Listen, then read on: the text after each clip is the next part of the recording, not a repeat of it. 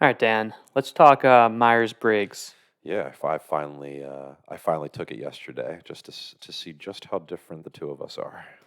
Yeah, and for those who aren't aware, Myers-Briggs, it's like the ISTJ you sometimes see on dating profiles. And up until about a year ago, I had no idea what it meant. But then, yeah, for me, about a year ago, I took my test on, we both use 16personalities.com, and I was an ISTJ-A, and you were literally the exact opposite, right? I was a ENFPT, Yeah, so we and have then, and none then of the same letters. and then in terms of the type, I think I was a turbulent campaigner with the role of diplomat and a strategy of social engagement.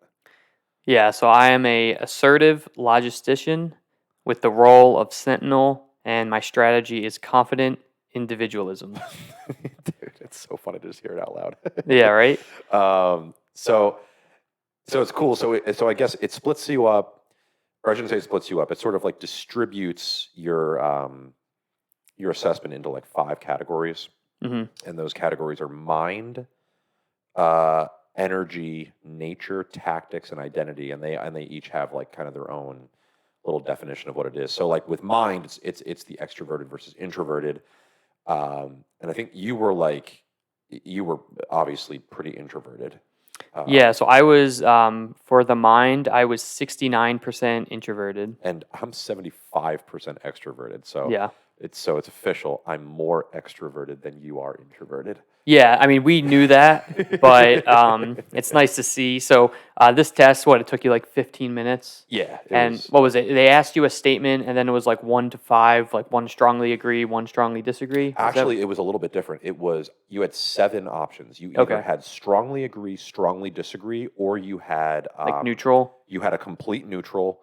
You had slight, and then you had two partials in either direction. Yeah, So you actually had five possible answers between strongly and strongly, yeah, which allowed you to be actually somewhat. I liked it because it allowed you to be somewhat humbling. Like you could kind of be like, "Oh, I agree. Actually, you know what? Let me stop for a second." And then just by stopping, you're like, "I probably don't strongly agree or disagree, but how much do I actually?" And you hmm, can kind of reassess. So that's what I actually kind of liked about it. yeah, It like forced you to be humble about who you are right now versus maybe the person you're trying to be or the person you used to be. Like it makes you really be like, oh, I strongly agree. Wait a second. I used to strongly agree. Do I still strongly agree? And then you could kind of assess based off of things like that. That's at least how I felt taking it. yeah. And maybe that's because your personality type. Could be. I don't know if my personality would change, but obviously, like interests and other things outside of this would probably have changed over the years. But yeah, you just want to go through each one because they give us like a sentence on based on our response on kind of how we see the world. Yeah. So, like, I mean, even if we just start with the mind, I think Hmm. people kind of know what it means to be extroverted or introverted. But me being extroverted, it goes extroverted individuals prefer group activities and get energized by social interaction. Yes. They tend to be more enthusiastic, yes, and more easily excited than introverts. Yeah. Yeah. So again, I was 69% introverted, and it says introverted individuals prefer solitary activities and get exhausted by social interaction. They tend to be quite sensitive to external stimulation, example, sound, sight, or smell in general. Yeah. So, Um, so yeah, that's why as soon as the video goes over 15 minutes, Joe is just like, dude, stop. yeah. And I'm like, no, because there's still so much to say. Yeah. Um, yeah, I think it was what was it last night we went out to dinner, but then we went to a bar that had loud music, and I was just like, our night's already made. Like, why are we doing this? And I was like, I'll do one drink. I'll do one drink just to kind of get you energized. And Whereas I just like I needed to have that one sentence exchange with the bartender. Like yeah, I was that desperate just to talk to yeah, somebody else. yeah. So yeah, the first one, introvert, extrovert. Everyone basically knows what those are. Yeah. But I think the next ones are where it gets a little interesting. Yeah. So energy. Um, it says so the options for your energy are you either being intuitive or observant. Um, and I was 83% intuitive. Or you? So this one I was actually close down the middle, but I was 56% observant. Got it. So it says that intuitive individuals are very imaginative, open-minded, and curious. They prefer novelty over stability, and they focus on hidden meanings and future possibilities. I will say, I I have often had pride be like an issue with me, like thinking about like what I want to be and like wishing that I could be that right now. Mhm. So I've definitely been kind of a dreamer, Mhm. and you also I think you also know from like being one of my best friends for a few years that I am like I'm just like throwing like random curiosities at the board Mhm. constantly. And then I would imagine I want to hear what the observant definition is because I want to know like just because I'm so far into the intuitive range that I want to see how opposing I am here. Yeah, so this one actually, when we're talking about maybe how you've changed over the years, this one I think, so it says I'm 56% observant. I bet if I took this maybe like 5 years ago, I'd be more observant. So I think over the years, I've maybe shifted slightly more intuitive. Yeah. But what it does say is observant individuals are highly practical, pragmatic, and down to earth. They tend to have strong habits and focus on what is happening or has already happened. So I definitely do that. I definitely have strong habits. But yeah, that I'm. It makes sense that it's slightly a slight lean into the observant. Yeah, and I think again, when it says down to earth, did it say in the moment? It was that part of the definition because It did not say that. No. you are definitely more of an in the moment kind of guy, and I don't think, at least from my observation, and I don't think that, and I don't mean that in the sense of like being like a hopeless romantic of like I just live in the moment all the time. I mean, you rarely ever get like out over your skis. It seems. Whereas like I feel like I'm constantly just a little bit overwhelmed and trying to like rebalance myself in life. Mhm. And again, that's my observation. I don't know, like you probably have had some times in your life where you felt overwhelmed or like you had to slow down a little bit, but Yeah, I'd say I'm more strategic. Where like if I put myself in that situation, I've like planned and already like visualized like okay, if this does get overwhelming, like this is how it should go. yeah. So yeah, to your point, if I am in a situation where I am overwhelmed and it's like unplanned, it might not be good. Whereas I when I moved to Boston when I was 23, I joined a boxing gym and was in the Golden Gloves 2 years later. And then I found like a cycling group that I joined up with, and then all of a sudden I was like, oh, I need to get like a better bike, and got all in on cycling and joined a racing team. And then I was like, I don't know how I feel about my career. I'm going to switch my career. Yeah. And I think now, again, if I had taken this a few years ago, I probably would have been like even more I could have been even more intuitive because I think nowadays I've gotten very good at sort of um, being bold but not being rash, which Mhm. I think is a slight tweak that has kind of given me the exact thing that I think I'm going to be for the rest of my life. Because rashness can lead you down some pretty devastating paths, which I've experienced. And when I say devastating, I don't mean like life threatening things like that. I just mean like it puts you in a position where now the risk reward is very fluctuating. Okay. Well, And what's an example of that? like just deciding I'm going to jump off the deep end into a new career, like Yeah. deciding I'm going to leave like my nice stable job as like a software salesman, and like I don't know, I just don't like this anymore. I'm going to go be a personal trainer and Mhm. build my business from scratch. Yeah. That is something where it probably would have made a lot more sense for me to be like, well, let's think about this and how much money we have to save, and maybe we should like downsize, and then maybe we should also talk to some people about like how long it takes to build that business and what skills you need. Um, Whereas instead, I was just like, nah, let's do it. Yeah. Which I don't know if any version of Joe would have made a decision like that. No, and I think one thing I think I told you at the time because you had talked about being a personal trainer for a while, and it's like, all right, like this tech guy's gonna like become a personal trainer, and then one day you're like, yeah, so I just gave my 2 weeks. I was like, oh, you're like actually doing it. Yep. Like that takes balls. Yeah, I mean, call it courage, I guess. But I didn't even really see it as like a courageous thing. It was more just something I wanted to do. Yeah, Yeah, like some people would be like, wow, like that's like so like I can't believe how brave you were to do that. I'm like, it wasn't bravery. Like it's just who I am. it's not really bravery. It's just like you're whether you're aware of it or not, like you're taking on a lot of risk and you're giving a lot up, especially Yeah. financially. Yeah, and I've definitely, and again, it was that in particular was probably a lesson that's turned me into someone who's a little bit less rash. There's also been like relationships where, and again, we're probably going to get into a little bit of that too, like where I've fallen very like fast and hard, which has caused me to be like, all right, let's slow down, Hmm. let's assess dating like a little bit differently. But yeah, I can see how I would be aggressively in one direction for this one for Yeah. sure. Now the next one, the category is they list it as nature, and it's thinking versus feeling. Hmm. I'm gonna assume you were strong in the feeling side. Not not super strong. 59%. So Okay. so definitely there.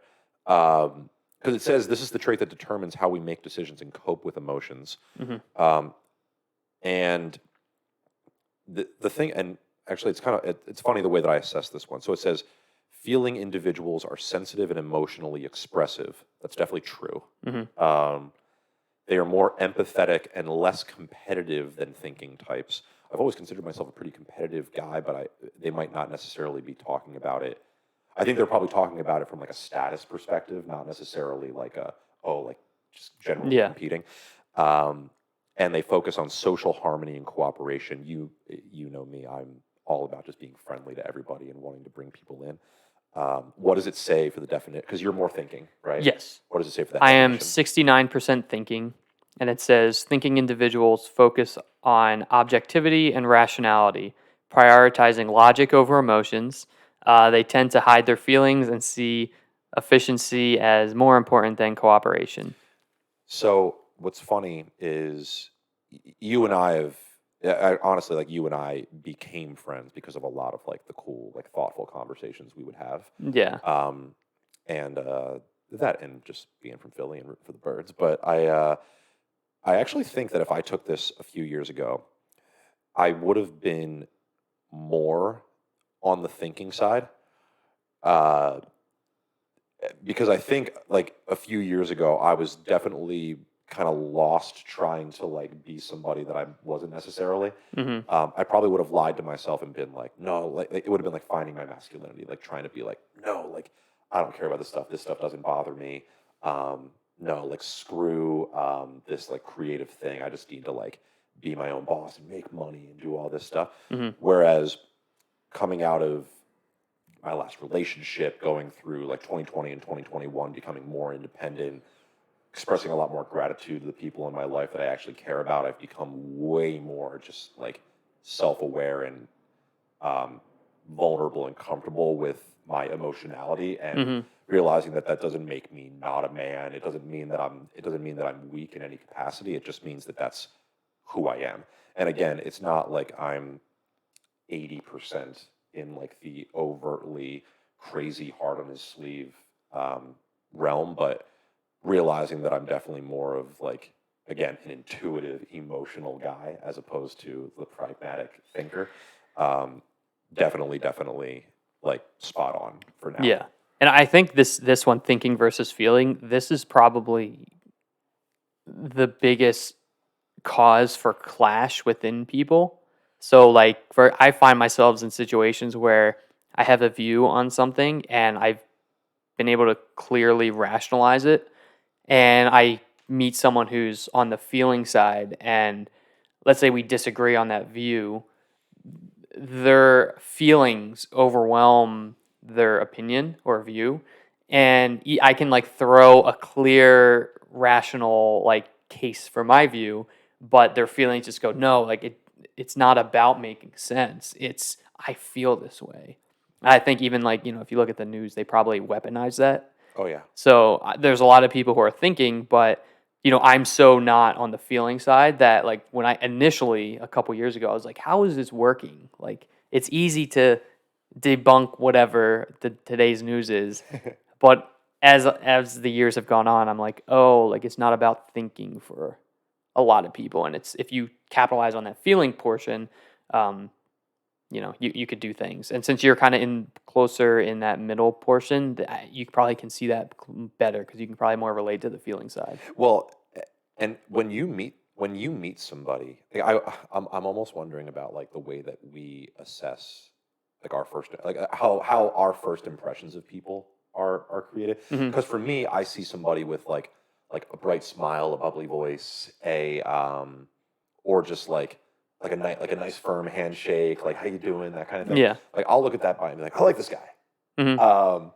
And then like I'll even like listen to him talk, and even if he says something where I'm just like, "Did you say that?" Like I'll be like, they're like, yeah, he's like a good guy though. Like I'm sure he's a good guy. Yeah. Like, is that the same way that you feel, or do you actually kind of like just go into every situation where everyone's just kind of neutral until you can process some of the essences of who they are and what they say? Yeah, I mean, I think I need a reason to think differently. Like I always go in with the assumption that the person's gonna be good or whatever, and this probably goes into the next thing with tactics is once I get evidence one way or the other, I can like quickly be like, oh well, like this person sucks because I just saw them do X, Y, and Z, and only people who suck do that. Where you might be like, maybe he's having a bad day, like he got cut off, and Yeah. where like initially I might not have that thought. It's like I'm a hopeless romantic with any type of relationship with anybody. It's just like, no, but like, remember, like he's nice. Like, Yeah, and I'm the one who watches the rom-com. I'm like, that'll never happen.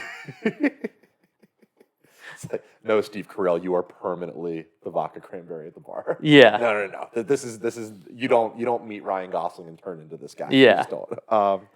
But no, that's it. That's funny. I think, and again, I think this has been on like full display since we've been down here. Where like again, I go up to like everybody. I'm just like, I'm Dan. How are you? Yeah, it's nice to meet you. Yeah. And you're like I'm Joe. And you're just sort of like observing and watching, and you're just like, yeah. And then I'm just like, I like that guy. And you're like, Yeah. you're like I don't know anything about him.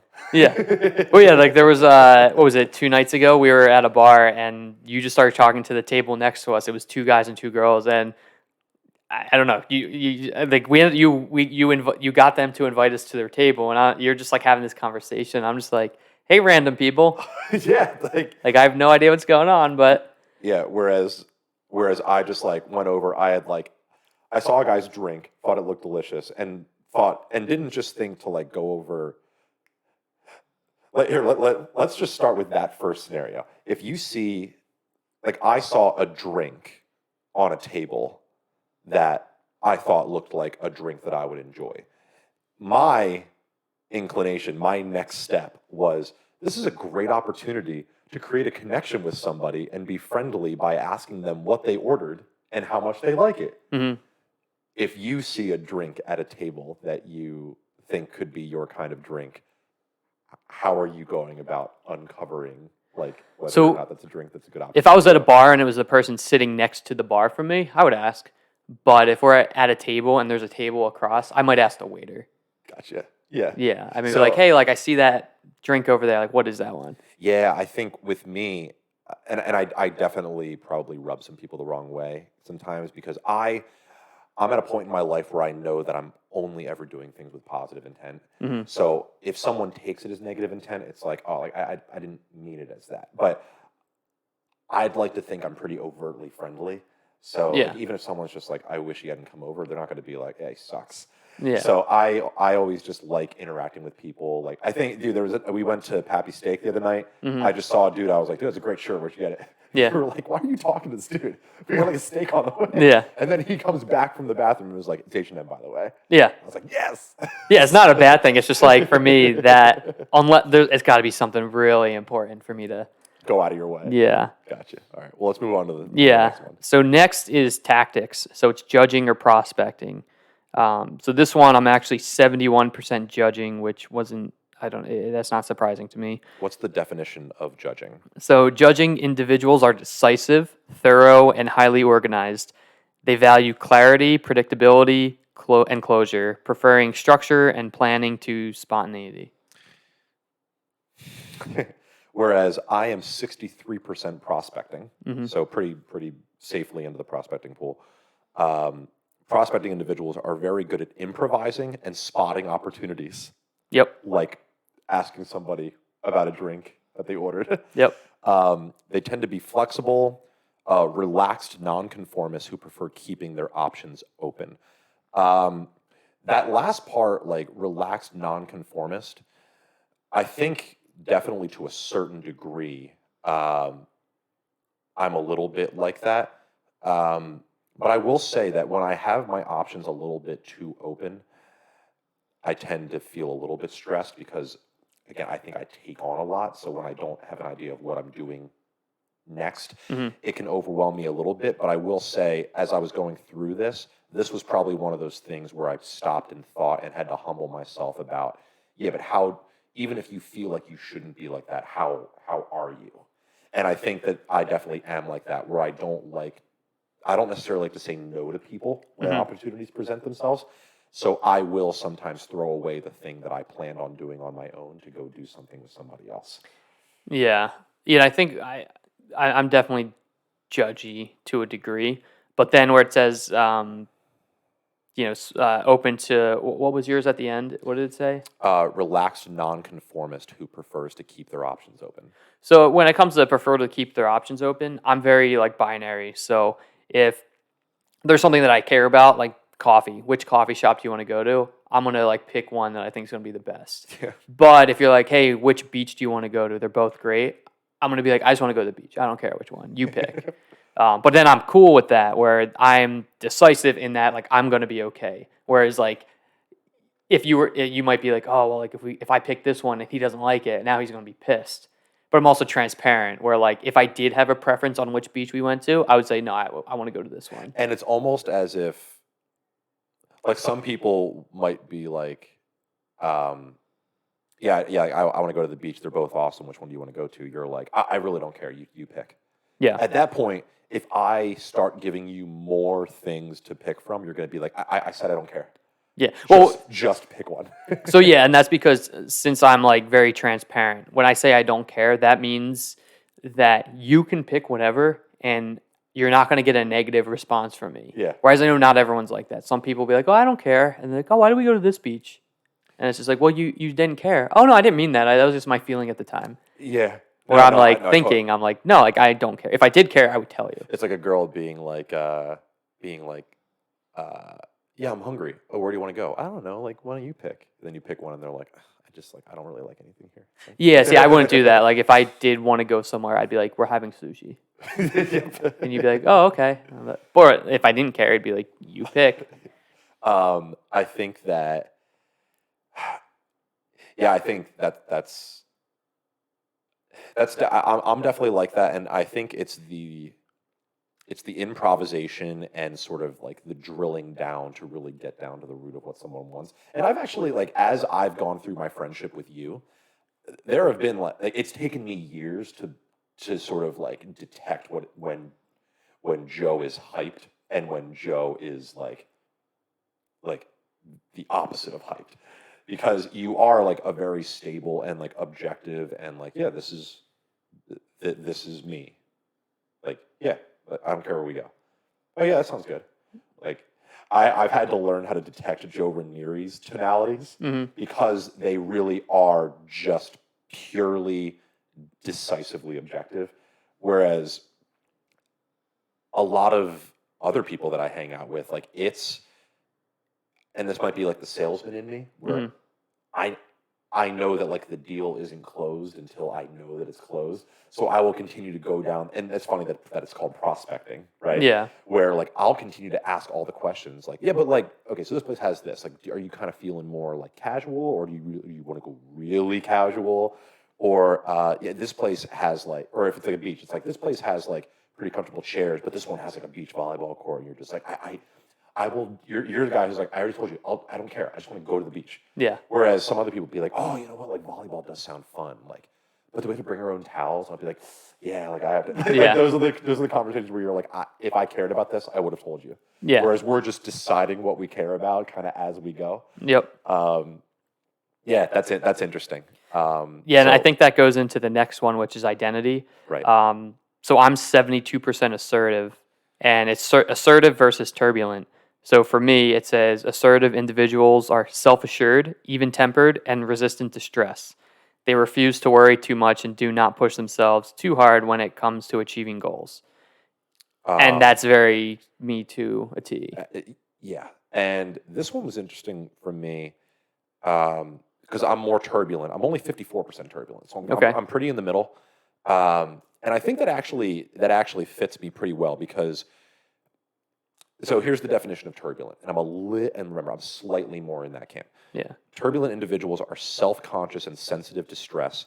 They're likely to experience a wide range of emotions and to be success-driven, perfectionists, and eager to improve. So that last sentence, wide range of emotions, very success-driven, perfectionist, eager to improve. Yes, Hmm. um, and I think it's not just for self, like Hmm. wanting to feel like I achieve something, but also I really get a kick out of feeling dependable. Like Yeah. people can depend on me. That's why I think with my own work, a lot of times I tend to do things more when it's a necessity than it is just because it's like, oh, like I just feel like doing this Hmm. today.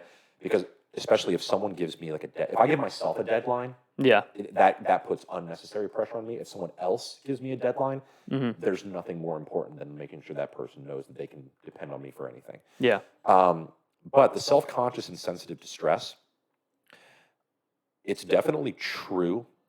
But I think I probably used to be even more turbulent because I used to really, really, really care about other people liking me. Hmm. Whereas now, I definitely want people to like me. I don't like when people don't like me, Yeah. but I've also come to the conclusion that not everybody's going to like you. And Hmm. like, if you just go out with positive intent, like you're doing your best to create Yeah. a good environment for everybody.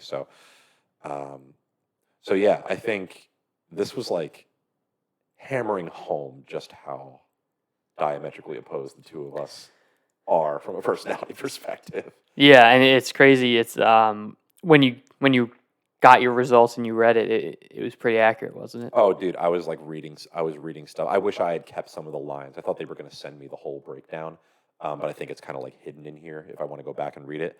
But it was like we were just watching football, and I would just read little lines, and you and I would just start cracking up because it was like Hmm. spot on. So yeah, I kind of like the way that they set it up. And again, it's kind of a good exercise to humble yourself to, what are you right now as compared to what you used to be and what you're trying to be. Yeah. So the one other thing I wanted to go over is you're a diplomat, right? Yes. So I do have the premium profile, and one of the things it does is for each category, like friendships, it'll compare you to the other role. Interesting. So for logistician diplomat, I'll just like quickly go through some of the. Um, This will be cool because I don't think I read this yet. yeah, so it's kind of long, but let me just. Uh, By the way, how much does it cost to do the premium for this thing? I think it was like $40 for a year. Interesting. So I did this like a year ago, so it should be up pretty soon. Interesting. Cool. So yeah, let's just do balancing friendships with diplomats. Um, Logistician diplomat friendships are not always a quick fit, but they have great potential, especially if shared interest is present. So I think we have a lot of shared interests. Right. That's always been interesting because our personalities are so different, but our interests are very aligned. Yeah. So it's like we go after our hobbies and our interests, whether it's sports, fitness, the teams we root for, politics, philosophy, anything. We Yeah, just come at it from slightly different angles, but it's almost like we learn from each other as we do it. yeah. Yeah. One of the most rewarding parts of these friendships is when they cooperate to bring their values into reality. It's a YouTube channel. Yep. What's up? Diplomats never tire of sharing ideas for improving the world, and logisticians can sift through their bubbling idealism to find ideas that work. Every single day. Yeah, kind of accurate. I will bring something. I'll be like, "You see this?" And you're like, "It doesn't matter, though." I'm like, Yeah, "Yeah, you're right." yeah, that's happened multiple times. Let's just see. Let's go to the unbalanced friendships part. See if any of this matches. Unfortunately, people with sturdy ideals may clash when they think in terms of differing approaches or systems of belief. Logisticians look to the past for tried and true examples of what works best, and diplomats happily embrace revolutionary change. Logisticians follow rules as an ideal, while diplomats think nothing of breaking the rules for an ideal. So it's almost like